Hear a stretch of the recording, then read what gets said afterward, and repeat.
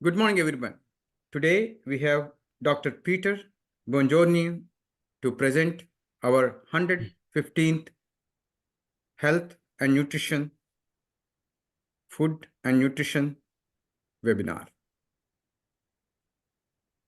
Dr. Peter Bongiorno is a physician from naturopathic medicine area and has an extensive experience, knowledge, practice in New York in the subject that we are all interested in. In addition to all these things, unlike the other physicians, other doctors that we have invited who are not from India, Dr. Peter Bongiorno has quite a good understanding of Indian context, and recently he attended a conference in India as well. With all these things, I hope that this will be a special session on food and mental health. Now over to Dr. Peter Bongiorno. Please give us your experience about India, meeting that you attended recently, and then give us a presentation on food and mental health. Thank you. Oh, sure. Thank you. Thank you, Dr. Rao. It's really such a pleasure to be here. Thank you all for your valuable time. Yeah, I was in India about a month and a half ago. My first time there. I was really excited. I was in Delhi and outside of Delhi, and the conference was the first ever conference on longevity. So it was the first time I think that's been done there, as far as I understand. And I spoke about mental health and longevity, and the common ways to help both of those, help mental health and help longevity. So, and it was a beautiful experience. There are a number of doctors, mostly from India, a couple from other Asian countries, and I think I was the only one actually from the US who was there. So it was really quite an honor to be there, and it was so well done. And and I'm just happy to have that experience and enjoy your beautiful country. So yeah, so thank you, and thank you for this invite. So I want to share my screen, and we could start talking about food and mood.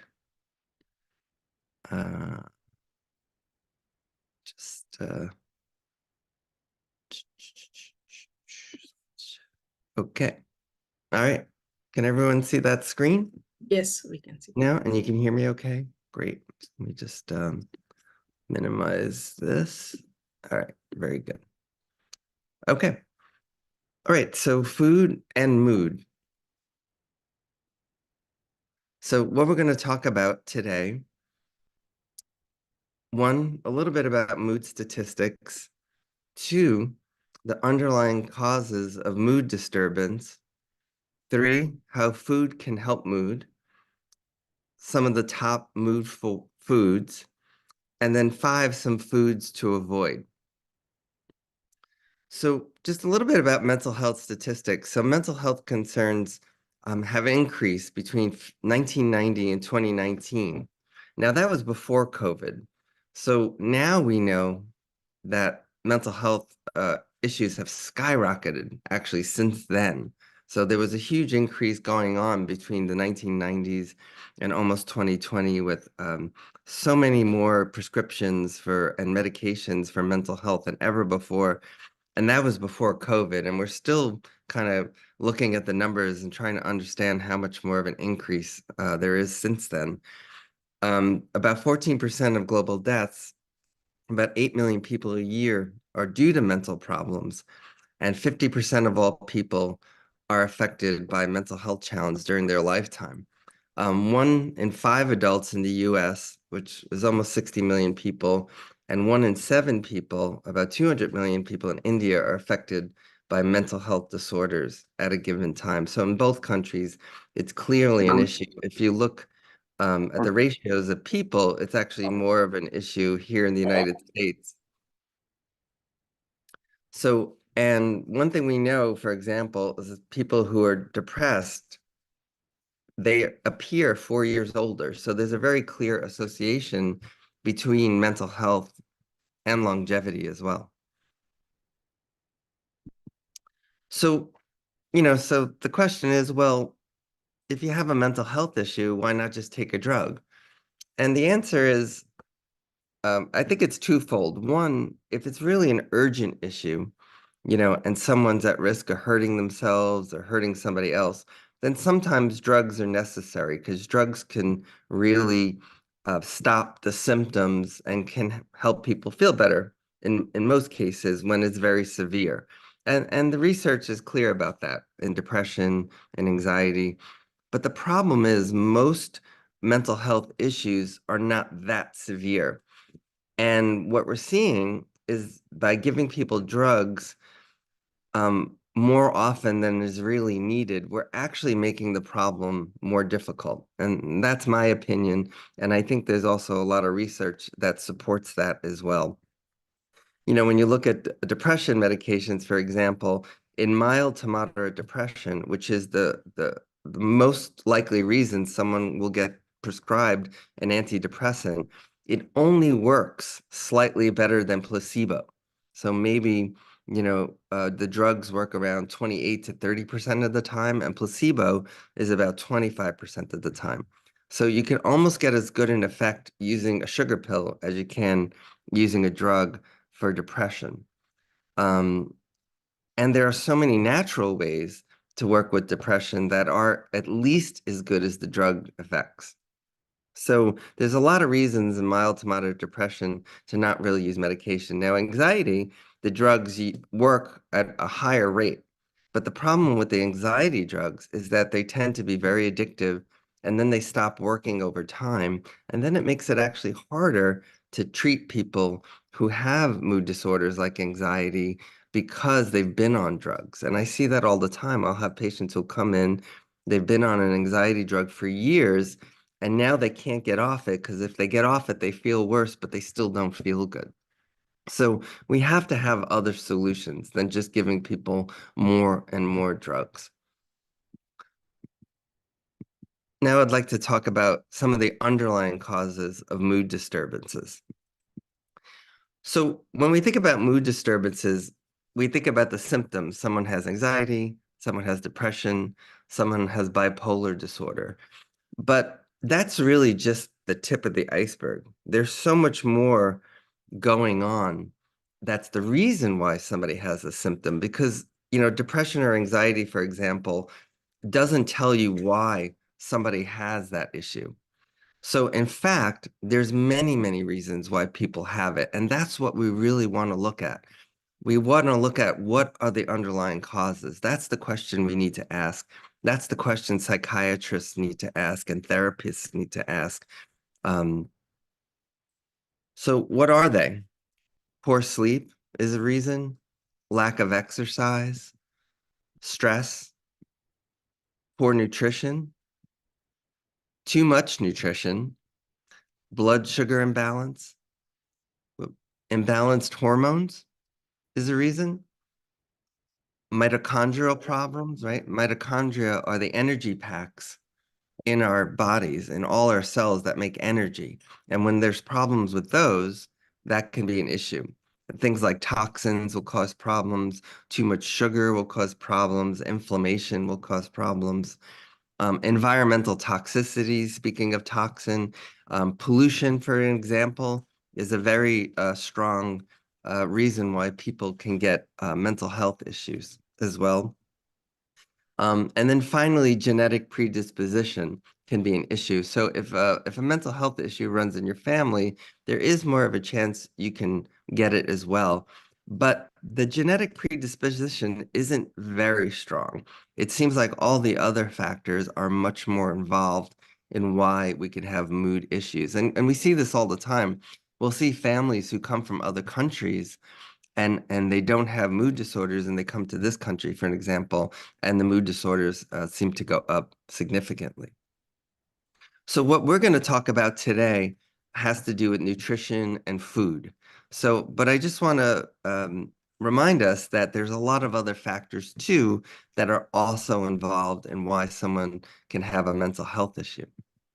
So we talked about these. Now we're going to talk about how food can help our mood. So before we talk about food, I just want to briefly talk about water. If we don't get enough water, it's very hard for the brain and the nervous system to function. And dehydration has been associated with both mood disorders and has been associated with longevity issues. As we get older, we tend to get less thirsty, even though our body still needs that water. So it's very important that we drink water. I have a nice big glass of water. I drank most of it already today because I notice in the morning I'll get dry, especially when I need to speak, and I've been doing a lot of talking already this morning. So hydration is really important. Hydration and water in the brain helps your brain make tryptophan, make the amino acid tryptophan become serotonin, which is a really important mood molecule that makes your brain feel more balanced and calm. So we need water. So even before food, I wanted to talk a little bit about water. And here's one study talking about plain drinking water is associated with a decreased risk of depression. And this is from 2018, and this was a pretty large study, and anxiety as well. So it's a simple solution, but it's an important one to make sure we're drinking enough water. So that's the first nutrient is water. And this is a quote from one of my books. If you bring a dog to the veterinarian for virtually any health issue, the first thing the vet will ask is, what do you feed this dog? Right? Because the vet wants to know, okay, the dog's sick.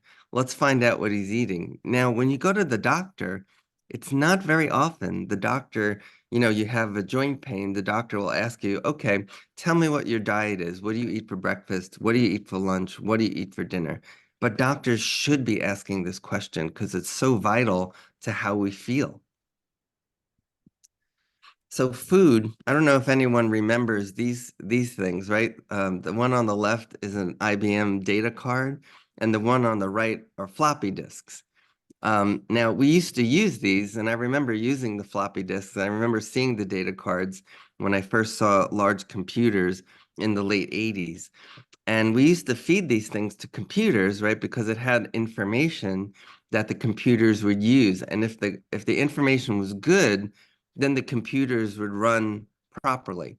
If the information was bad, then the computers wouldn't run or would run very poorly. Well, food is the same way.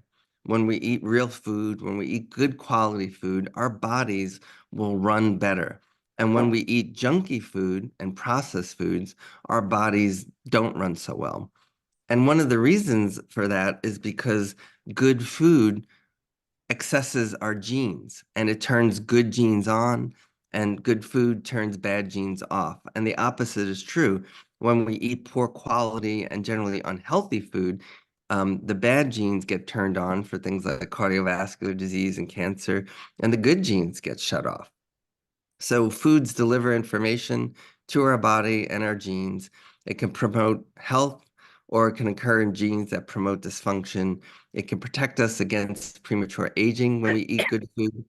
And bad genes can remain silent with good food, lifestyle, and environmental choices. So even oftentimes when we have genes for, like, let's say cancer, that can come up, let's say later in life, like 50s or 60s for colon cancer, for an example. When we eat high quality food like broccoli, it's been shown that you can actually shut off the genes for things like colon cancer and even lung cancer. And the same is true for mood. So here's an article from 2019 that talks about the importance of eating a good diet for depression and anxiety. It's a meta-analysis of a number of studies. So what that means is that this group looked at a whole bunch of studies to decide, okay, is it helpful to eat good food? Will you feel better and have better mood? And what they found when they looked at almost 46,000 people, that it clearly reduced the symptoms of both depression and anxiety as well. So that was one of the largest studies. And the nice thing about large studies is that when you see an effect in a large study, you can trust it much more than when you see an effect in a small study. So which diet is really good for us? There's so many. There's Mediterranean, Atkins, Paleo, Weight Watchers, gluten-free, Ornish diet, the blood type diet, elimination diet. We'll talk about low age diet, what that means in a second, in low calorie diets. And the fact is, all of these diets I mentioned can have benefits. So really the real question is, well, what is the kind of diet you need in particular? And that's, what I sit down and work on with each patient, because everybody is different. And the reason why all these diets exist is because they're all good for some people, but maybe not good for others, right? So a low calorie diet, for example, might not be good for someone who's very deficient and weak. They may need to eat more food, right? Whereas the Atkins diet or the keto diet, which is very, very low in carbs, might not be good for someone who already has very low blood sugar, but might be fantastic for someone who has very high blood sugar. So if I had to pick one diet, let's say I don't know the person, and I get this question all the time. Someone will ask me, well, what's the best diet? If I don't really know them well, I would probably point them towards the Mediterranean diet.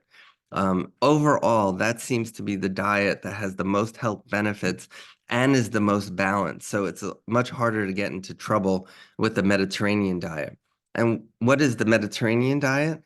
It's a high ratio of monounsaturated, so healthy fats, things like olive oil, to saturated fats, things like, the fats that come from meats. Moderate, to minimal alcohol intake, high intake of legumes and beans, high intake of grains and breads. Now, whole grain, I don't mean like bagels and regular bread. I'm talking about really good quality, like very, very whole grain bread. Like you see those German breads and that have a lot of fiber in them and a lot of nutrients. A high intake of fruit and vegetables, high intake of low intake of meat and meat products, and a little bit of milk and dairy, but not a lot. And I find a lot of people who are sick, especially when they have inflammation, oftentimes I have them do very little dairy, and high fish intake. So that's the general consensus about what a good Mediterranean diet is. Now, different parts of the world that have what's called the blue zones, where people live the longest, tend to have some version of a Mediterranean diet. And of course, it's going to focus on the foods that are in their region. So areas in Greece, areas in Japan. There's actually one area in California called Loma Linda. And it seems like the people who live the longest, who live into their hundreds and live healthily into their hundreds, tend to eat some version of this diet. If you look at some studies on the Mediterranean diet, so the top one was on the Mediterranean diet and depression. The one in the middle from 2021 looked at how the Mediterranean diet is inversely associated with depression, anxiety, and distress, meaning that people who ate a Mediterranean diet had much lower depression and anxiety and distress, and people who didn't eat it had much higher amounts of those things. And then this very recent study from January of 2024 here, association of the Mediterranean diet with sleep, depression, anxiety, stress, and even body mass index, whether we hold on to too much fat or whether we don't. And again, so very positive correlations. When we ate this way, our sleep was better, depression was lower, anxiety was lower, feelings of stress was lower, and people tended not to gain too much weight either. So, and I could have gotten through pages and pages and pages of studies. There's a group, actually, if you look at the study on top here, let me get my little pen here. Look at the laser pointer. When you look at this study on top here, this group, Sanchez Villegas and his group, were actually a group out of Spain that started studying the Mediterranean diet in the early aughts, like around 2002. And they were really the first ones to look at it and see a lot of benefits on how the Mediterranean diet especially lowers inflammation in the body. Now, there's another diet I wanted to talk about. It's not really a diet per se that I've seen, like in the stores and selling books, but it's a way you cook your food, and it's called AGES, the AGES diet. So AGES stands for Advanced Glycation end products. And what happens basically is when you cook foods at a high temperature, you create more advanced glycation end products. Like when you fry a food or you bake it at a really high temperature, the foods tend to get crispy. The oils tend to cook at a very high temperature, and they kind of burn. And you increase levels of these molecules, carboxy, methylysine, methylglycoxyl. And what happens is when you eat these foods that are cooked at very high temperatures, they latch on to the molecules in your body, and they cause inflammation. Here it says it causes neointimal hyperplasia, which means even in the blood vessels, it makes the linings of the blood vessels become very unhealthy by building up all this gunk. So it's always healthier to eat more foods that are more raw and less cooked. You don't have to eat all raw foods, but it's much healthier for the body and the brain to eat foods that are cooked at a high temperature. Like donuts, they're cooked at a very high temperature. Croissants are cooked at a higher temperature, things like that.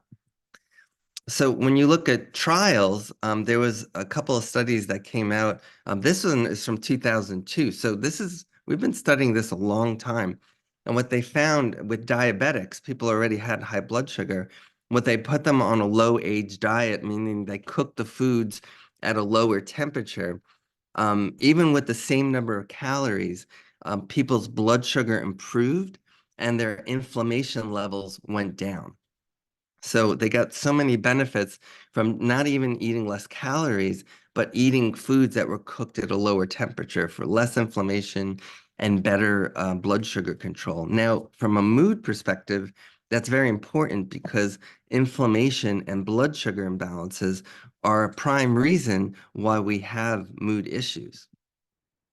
So when we think about how to cook at a lower temperature, we know that from advanced glycation end product standpoint, the least are things like raw foods, boiling, baking, sauteing. So if you stay in this realm, that's a pretty healthy way to cook a food. So in other words, instead of frying a piece of fish in a frying pan with a lot of oil, maybe baking it in the oven would be a much better choice, because down here you have frying, grilling, right, which is what's going on with this meat over here, and processed foods.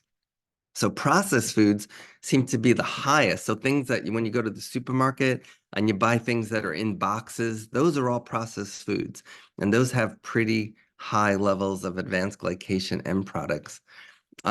This is one note. If you are going to grill food, you can actually lower the effect of the advanced glycation end products by marinating the food in lemon juice, vinegar, or an acidic substance before you cook them. So every once in a while, I do grill food because I like the taste of grilled food. But what I do now is I'll use like a citrus marinade or some kind of vinegar or something to at least make it a little bit healthier.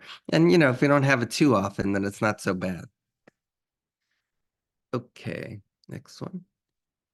So what's the best foods to lower inflammation in the body, right? Because inflammation really drives mood issues and drives really pretty much every conditions we have: cardiovascular disease, cancer, joint pain, autoimmune disease, skin problems, weight gain. Those are all conditions of inflammation. And eating a Mediterranean diet and eating foods that are cooked at lower temperatures, the low ages diet, are both going to be very helpful.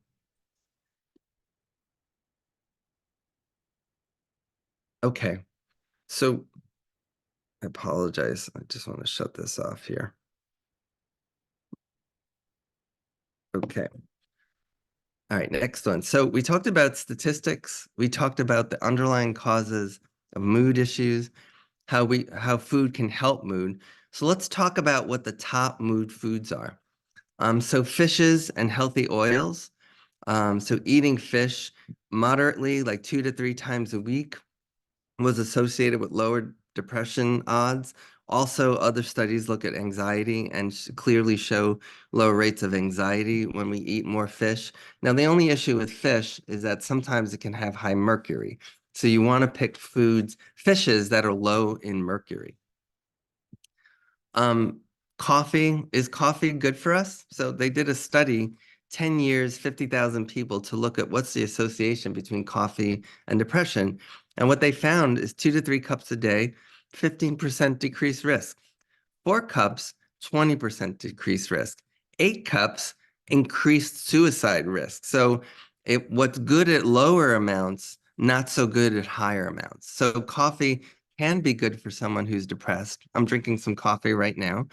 But too much coffee is no good. And what I've seen that if you have a lot of anxiety and you have sleeping issues, then sometimes coffee is not right for you. So it really depends on the person. But in general, unless you have a lot of anxiety or sleeping issues, coffee tends to be pretty good for mood. There's the studies. So also coffee drinkers seem to be more likely to live longer. And the reason because of that is because that nice dark coffee has a lot of flavonoids in them. And flavonoids are very good, especially for our blood vessels. So, so as long as we don't put a lot of sugar and a lot of milk in the coffee, I like to drink my coffee black. I don't know if you could see, but I'm drinking coffee right now and it's black, just like that picture there. And that's really the healthiest way. And they found about a 12% lower risk of death overall in people who drink coffee. And even decaffeinated might work as well. And the reason why is because the decaffeinated still has some of the flavonoids. So not the same effect on mood, though. For mood, you need to drink regular coffee that has caffeine, and that seems to benefit the dopamine system in the brain. A plant protein is also associated with longer life. So what they found is people who replace 3% of red meat with plant protein are up to 34 to 42% less likely to die of different causes, cancer, heart disease, or any cause at all. And why do we need protein? Protein makes amino acids. Amino acids help your brain make neurotransmitters like dopamine and serotonin, and that helps your mood. And I will say, I've had a number of patients from India, and I know many people in India eat a vegetarian diet, which can be extremely healthy. But one of the challenges that I've seen with my patients who are eating vegetarian is that oftentimes they are not getting enough protein. So it's really vital for vegetarian diets to have enough protein in their diet. Also, make sure there's enough B12, make sure there's enough vitamin D. So I do special care with people who have vegetarian diets because I want to respect the vegetarian diet, but I also want to make sure we're getting enough protein and that we're not missing some important nutrients as well. So it's also important to build a good bacteria system in your digestive tract. And the foods to do that are things like fermented foods, yogurt, kefir, sauerkraut, miso, pickled foods as well. And then also resistant starches. So resistant starches also help the good bacteria in your gut. Now, when you have good bacteria in your gut, you're going to make healthier brain molecules, things like serotonin, things like GABA, which is a calming neurotransmitter, because that all starts in the digestive tract. And this fellow here in the middle is a Russian microbiologist from the late 1800s who was the first person who thought about the bacteria in the gut as being healthy, because he realized if there are bacteria who can make us sick, there's probably good bacteria that can make us healthy. And he was right. And they ignored him for many, many years. But now we know the studies that he did were absolutely true and way ahead of his time. And now we know these foods are very good to help that bacteria. And when we help our bacteria, we help our brain function better. Okay, so this is my daughter. I think she was like 3 at the time. Now she's 16. So that was a little while ago. But you know, I wanted to start her eating right. So that's a nice bowl of oatmeal. And her oatmeal has some blueberries in it and some nuts in it and some some ghee. We put ghee in there because she doesn't do well with dairy products, but ghee doesn't have dairy in it, so it's what was better for her. And oatmeal has good fiber. Avena sativa, which is the herb that is oatmeal, is very calming to the nervous system. And you can make it even healthier by putting in cinnamon, walnuts, sunflower seeds. I saw a slide when I came in. You guys were talking about cinnamon, so I love that, right? Cinnamon is so good for blood sugar. And oftentimes when I have patients who have diabetes, I'll have them do a half a teaspoon of cinnamon a day, organic cinnamon, to help with blood sugar, because that's been shown to be very good to stabilize blood sugar. Sometimes we'll put turmeric in our, I think I spelled it wrong. We put turmeric in our oatmeal too, and it gets a nice little yellow color. And excuse me, and we'll put protein powder in there to make sure there's enough protein, because the problem with oatmeal is there's no protein. And in the morning, I want to make sure my patients are getting plenty of protein. I wanted to make sure my daughter was getting enough protein.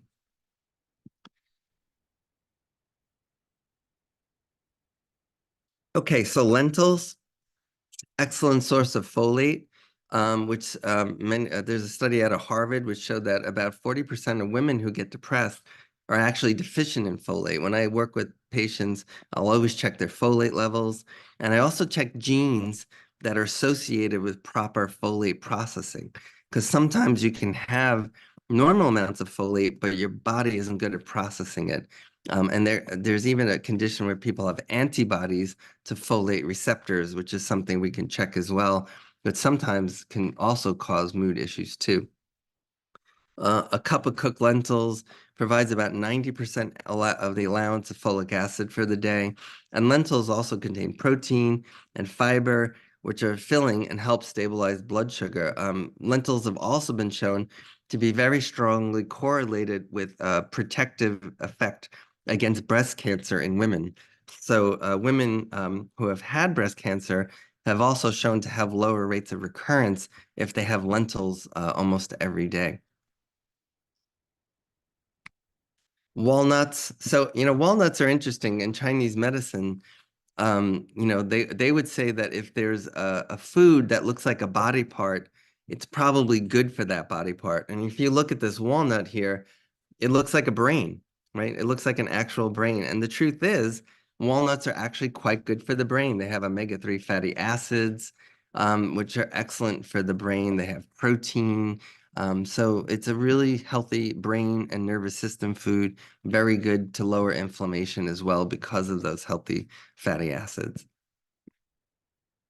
And one more I wanted to talk about was pomegranate. Pomegranate has very gentle estrogens in them. And they've done studies in mice, not in humans yet, but they've done studies in mice showing that when a mouse has the ovaries taken away, which lowers their natural estrogen, the mice, as they get older, they get more brittle bones and their mood got worse. And they noticed when they gave those mice pomegranate, that their mood got better and their bone density even improved. So when you think about a menopausal woman, right, a woman who's going through a change in menopause, estrogen's going down, maybe their mood is changing, they're getting a little bit depressed, their bones are starting to thin out, which is happening to millions of women every year as we get older. What could be a perfect food? Pomegranate could be a perfect food. So I don't necessarily recommend pomegranate juice because that's a lot of sugar. So you do get some of the benefits of pomegranate, but I think it's actually better to buy the actual fruit and eat that.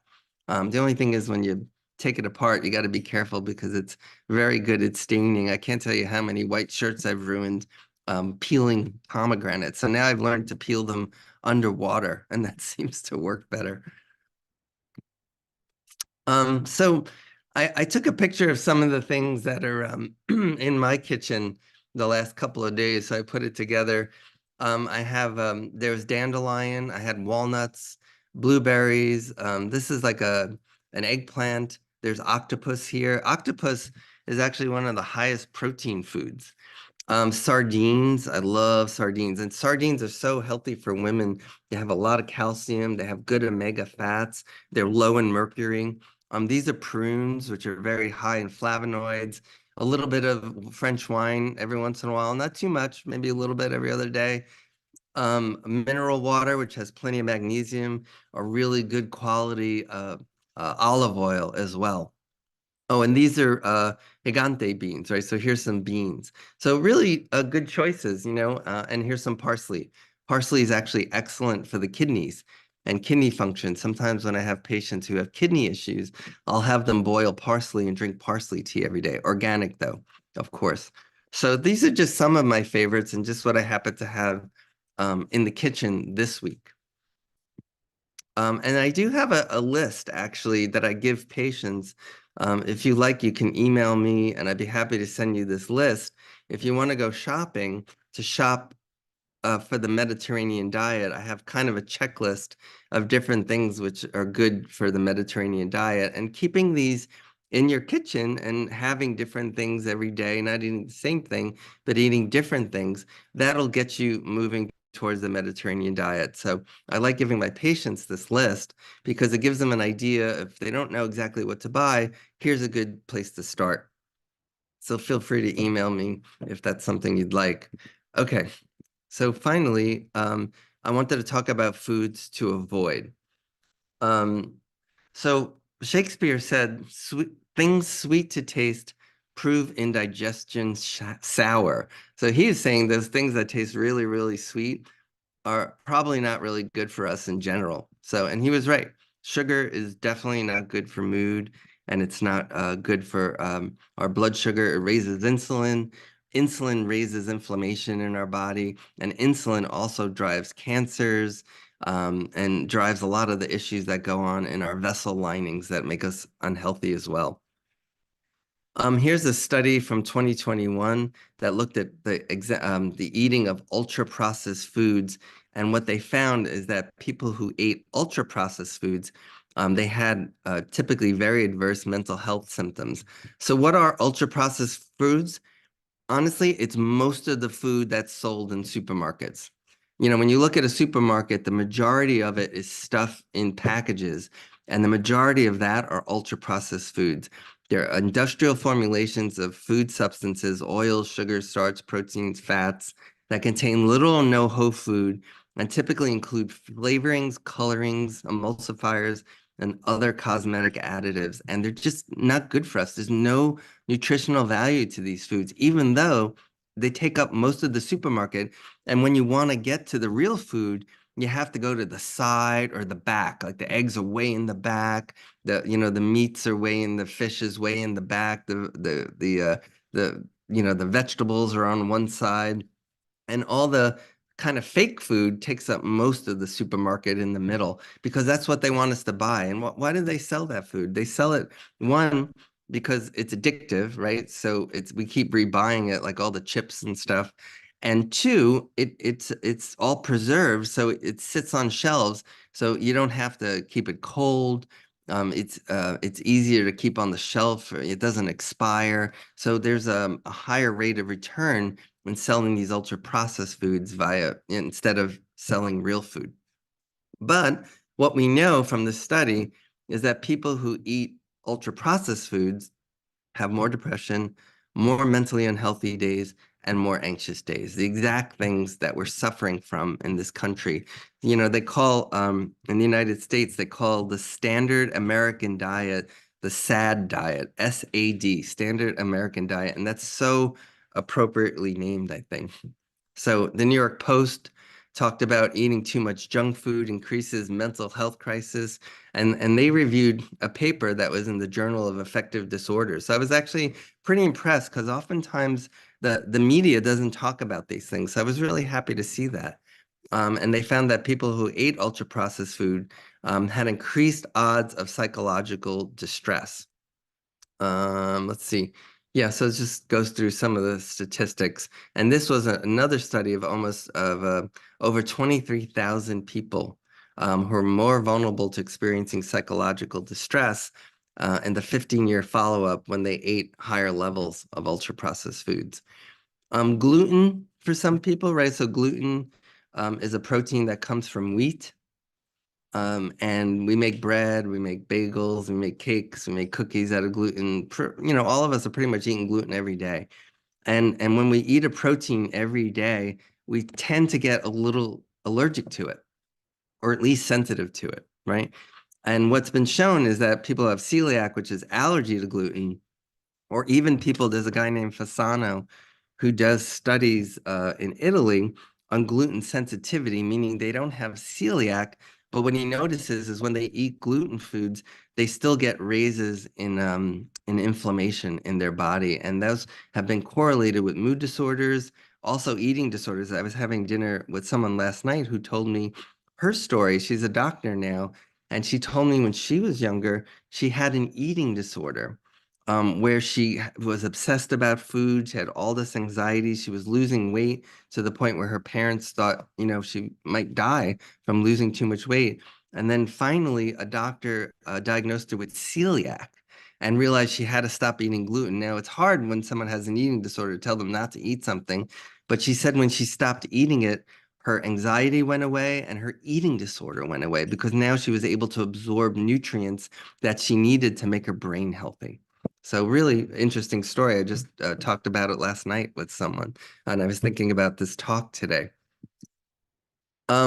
Here's another article. Again, I'm happy to send to you. Psychiatrists share the foods they almost never eat. So it's an article I wrote talking about some experts who are discussing what foods they won't eat for a healthy brain.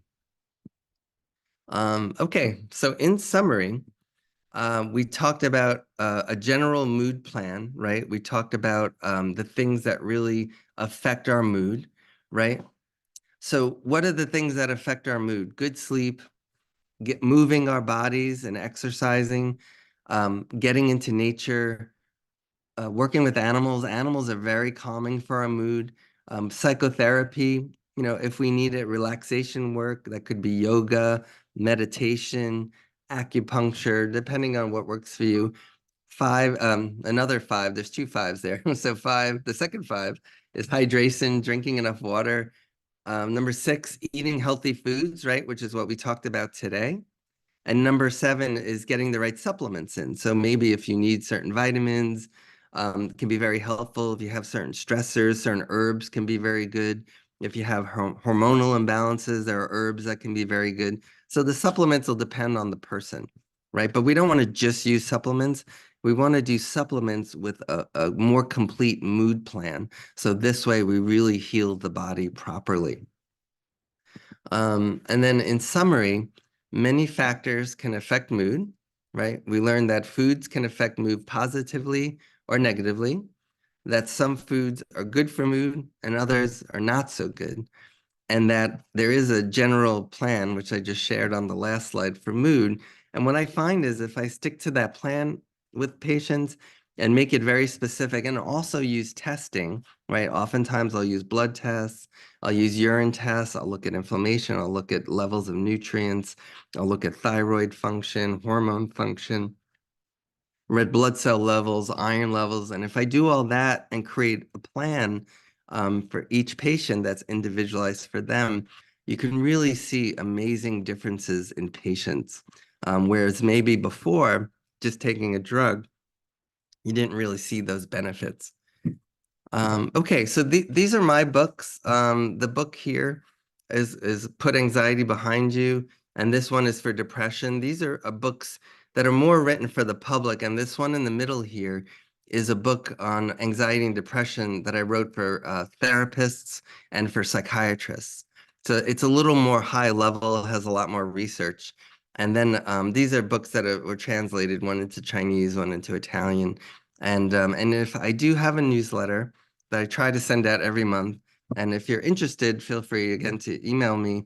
I'd be happy to send you my newsletter as well. And I on the newsletter, I don't try to sell you things. I just really, you know, as research comes out that I think is important and interesting, I try to, you know, let people know about it, especially things that are not often in the news, but I think that are very important. Like a lot of these articles we talked about today, you don't see them in the news, you know, but I think they're so important and they don't talk about them because there isn't a drug company that's funding it, right? Because really most of the news and most of the advertising is about selling some kind of drug. So so I like to spread information that's not necessarily about drugs, but instead about natural things. Okay, so thank you so much for listening. If there's any questions, I'm happy to answer some questions for the next few minutes. Thank you, doctor. It was Watch. very informative. Oh, you're so welcome. Yes, Thank you so much. You said that we can put protein powder in the oatmeal. mhm. And what kind of protein powder and where to get it? Yeah, that's a good question. So there's many out there, right? There's a number of different protein powders. Usually, when I work with patients, I'll recommend a rice protein or a pea protein powder. A number of them are dairy-based. I don't like using dairy-based protein powders like whey because sometimes that can cause more inflammation. So usually I'll stick to like a rice protein. Like for my daughter, oftentimes I remember putting rice protein powder in there. So, maybe like 6, 7 grams. I mean, she was little, so I didn't have to put too much in. Maybe an adult, I would put like 10 or 15 grams. When you think about an egg, right? A boiled egg has about 8 or 9 grams of protein. So maybe 2 eggs, about 18 grams worth. That would be maybe a tablespoon and a half, something like that, of protein powder. And if you put enough water in there, it should mix in pretty well. Thank you. Yeah, no, thank you. It's a good question. And I like to put nuts in, because nuts will have some protein as well. Yes, I do that too. And Yes. seeds. Good, good. I put peanut butter and raisins and Oh, the beautiful. nuts. Yeah, that's But- very healthy. Yeah, but I was wondering, I thought this has protein oatmeal, but since you said something to add protein powder will be good. Yeah, thank you. Yeah. Oh, yeah, no, thank you for the question. That's a really good question. And one more thing, if you make it in the almond milk, can almond milk be used to make it like hot? Is it okay to boil the almond milk? Yeah, as far as I know, you can boil almond milk. Okay. Yeah, there's okay, nothing really in there that I think would get ruined. Okay, thank you. Oh, you're welcome.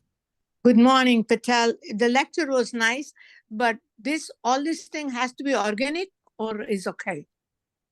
Well, I mean, I like, I didn't talk about that. It's a good point. When you think about toxicities, when we eat foods that aren't organic, we're getting a lot more pesticides. And that's not great for the brain.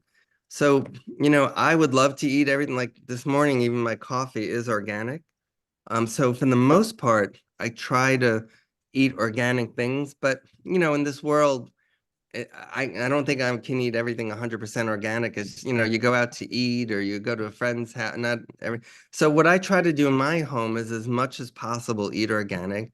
And when I go out, when I can get organic, I do. And then when I don't, I don't, because you can only do the best you can do. But, the interesting thing is years ago, you couldn't get almost any organic food, or it was very, very expensive. Now, because people want it, and are buying it, there's more and more and more. So the more all of us eat organic, the cheaper it's going to be and the easier it's going to be to get organic. So yeah, that's a very good question. Thank you.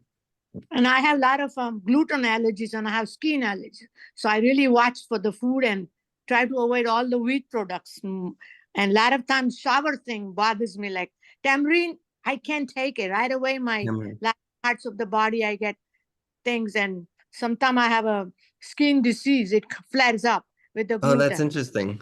Yeah, and you said, now do you have celiac? If you don't mind me asking and sharing, do you have celiac or is it not celiac? I think I did the test a long time ago, that 25 years ago, NYU doctor said that I have from my grandmother, Haley, one of the 1% in 50,000. So that kind of skin rash I get. Oh, okay, from gluten. From gluten, anything. He did the biopsy and say, you have Haley. So I had to really watch what I eat. Yeah. Stay away from eggplant, sour things, and a lot of things. And I'm O positive, so a lot of O makes me more acidic and I have more arthritis and everything. So I try to Oh, avoid all citric food, try to watch what I cook. I don't want to eat out, no junk food, like you say. If I yeah. watch it, and it whenever I have a stress, my skin thing flares out. It has connection with my skin and inflammation. Yeah, Thank and you bring up a good point about stress, because what happens with stress is when you get really stressed out, when you're running from a bear, your body's smart. It takes all the energy and it puts it in your heart, your muscles, and you run or you fight or whatever it is you have to do, and it shuts your digestive tract. Yeah, because So, now I fall down. I have a fracture in April oh, 4th. Now it's all tense. I can't do nothing with the right hand. So that has flared my skin thing, not the food, the tension. I get the screen rashes. I'm sorry to hear about the fall. Thank you. Um, Thank you. Thank you for sharing. Doctor, can I cook the oatmeal with organic milk to get the protein? Because most of the protein is not, vegetarian. Yeah, I They mean, have. milk doesn't have a lot of protein. It has some, usually if you really want a good amount of protein, I'd say add like a protein in there. But I mean, milk has a little bit. I don't love like milk every day because it's like, I know for me, if I eat milk, I get very stuffy and my sinuses start to change. And sometimes I'll even feel a little sick. So I personally don't recommend milk every day for people. But yeah, you can cook it. I don't know of any reason why, cooking at a boiling temperature is a problem. Yeah. Is is any protein you recommended with for vegetarian diet? They are vegetarian, so most of the protein are based on that. Right. Non-vegetarian Yeah. diet. Well, like I mentioned earlier, I mean, if you want to supplement like a protein, like in a smoothie, rice protein, pea protein are probably some of my top choices. Hemp protein is a pretty good choice too. So you can try those and alternate. And also, soy and tofu can also be a good source of protein as well. I don't like eating any one of them all the time, but I think it's good to rotate them. So one day you do the soy protein, one day you could do the pea, one day you could do the rice. So this way you change it up. The body doesn't like the same thing over and over. Thank you, doctor.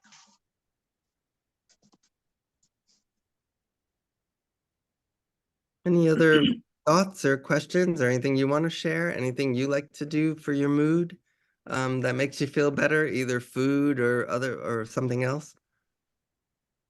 Very good. I have a few points to bring up. Yeah, please. You mentioned in your presentation that there is a list that you prepared, and you said that you will be kindly sharing with us. Please share with me, then I can share with the group. Oh, okay. And the next one is your article. It is very interesting. Yes, I saw the reference, but it will be nice if you could Mhm. send it as an attachment so that all our members who will not be searching the PubMed and other articles can easily get it. Oh, yeah. Yeah, no, absolutely. Be happy to do that. Even though And there are, I do send these out on the newsletter, so they'll be there too. okay, so that's my next point about the newsletter. You said there is a monthly newsletter, and Yeah, I'm restarting a newsletter. I actually haven't done it in a while, but a number of people asked me because I used to send it out to all my patients. And so a number of people had said, hey, where's that newsletter? So I said, okay, I'm going to start sending it again. So I'm trying to make an effort to do that. So hopefully by June, July, this should be coming out. yeah, we have several other members who are not here on the Zoom call at the moment because large number of people are out there who are not here today. Randomly, they come now and go depending on their convenience, but newsletter is the most convenient thing to get whatever that they have to know from your knowledge. Oh, thank you. Sounds good. And the last point is that you are in New York City and you have a big practice. And please give us a couple of minutes of introduction about how one can consult. Oh, thank you. Yeah. Oh, thanks for asking. Yeah, I'll share the last slide again. You can see that. Yeah, so if you look at the bottom here, that's my website. So that has all my information.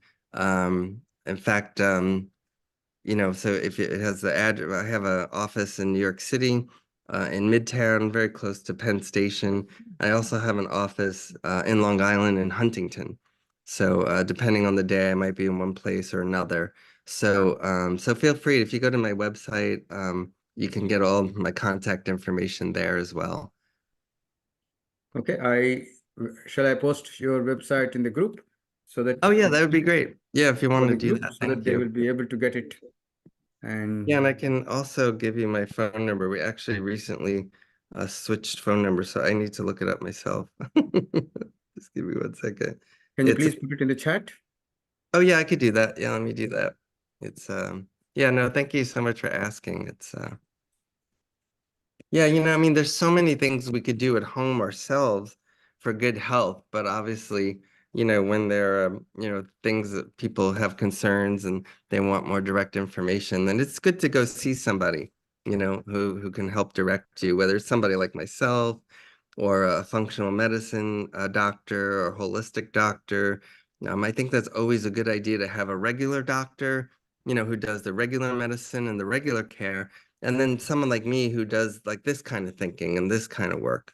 And, you know, both are really important, you know, because we need a number of different doctors and we need a team approach. So, so I'm happy to do that for patients who want to have also a natural medicine perspective along with what they're doing with their conventional care.